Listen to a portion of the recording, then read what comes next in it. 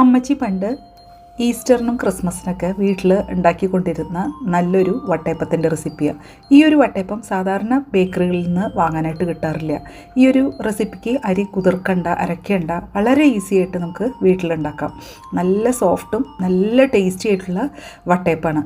ഇന്ന് ഈ soft easy വട്ടയപ്പത്തിൻ്റെ recipe കാണാം. വട്ടയപ്പം ഉണ്ടാക്കാനായിട്ട് വെള്ള കളറിലുള്ള നൈസായിട്ടുള്ള അവലെടുക്കുക. ഇതിൽ കരട് എന്തെങ്കിലുമൊക്കെ ഉണ്ടെങ്കിൽ മാറ്റിയെടുക്കുക.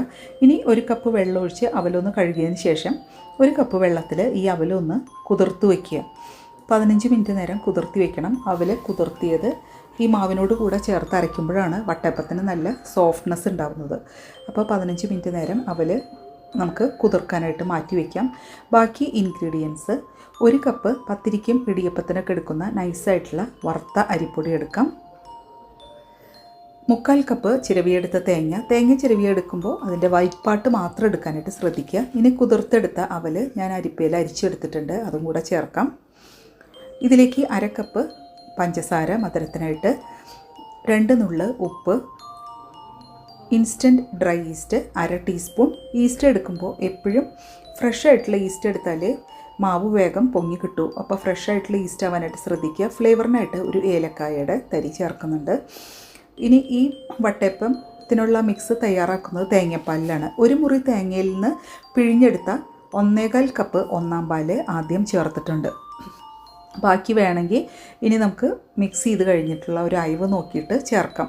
ഇനി ഇതെല്ലാം കൂടെ മിക്സിയിലിട്ട് ജസ്റ്റ് ഒന്ന് അടിച്ചെടുക്കുക. തേങ്ങ അരഞ്ഞ് കിട്ടണം, അതുപോലെ അവലും ഈ മാവിലൊന്ന് മിക്സായി കിട്ടണം.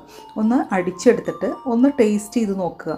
അപ്പോൾ പഞ്ചസാര കുറവ് തോന്നുകയാണെങ്കിൽ ഈ ഒരു സമയത്ത് ചേർത്ത് കൊടുക്കുക. ഞാൻ 1 ടീസ്പൂൺ പഞ്ചസാരയും കൂടെ 1/2 കപ്പ് പഞ്ചസാരയ്ക്ക് പുറമെ ചേർത്തിട്ടുണ്ട്.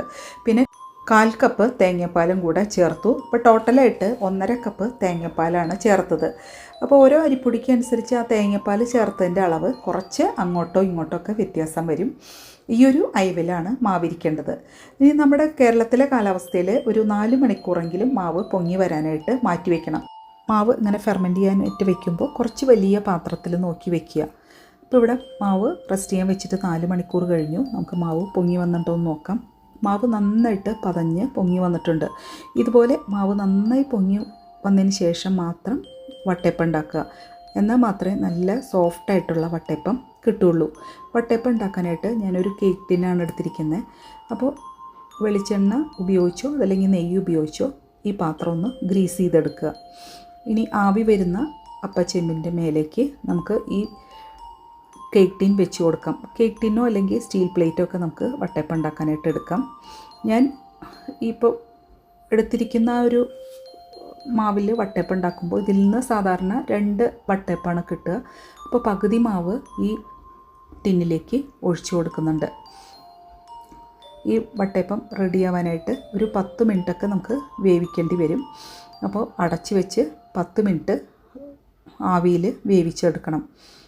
ആദ്യത്തെ ഒരു 5 മിനിറ്റ് ഹൈ ഫ്ലെയിമിലും അടുത്ത 5 മിനിറ്റ് ഒരു മീഡിയം ഫ്ലെയിമിലും വേവിക്കാം.